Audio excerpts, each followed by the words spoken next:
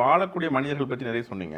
அதில் வந்து இப்போ வந்து இன்ஸ்பைரிங் இளங்கோவை பற்றி ஒரு ஆமாம். ஒரு 3 வயசு 4 வயசு வரைக்கும் போய் செவத்தில் மோதிக்குவான், சைக்கிள் இடிச்சுக்குவான். வீட்டில் ஒரு தாய் தகப்பனுக்கு விளையாட நினச்சிட்டு இருக்காங்க. அப்புறமா கொண்டு போய் 4 வயசு வரைக்கும் முட்டா பசங்க பாருங்கள் தெரியாமல் போய் டாக்டர் காட்டினா பான் பிளைண்டு, உன் பையன் கண் பார்வை. அப்புறம் கண் பார்வை இல்லைன்னு அதுக்கு தகுந்த மாதிரி லிட்டில் பிளைண்ட் ஸ்கூல் வந்து அடையார் ஸ்கூல் இப்படி படிக்க வைக்கிறாங்க.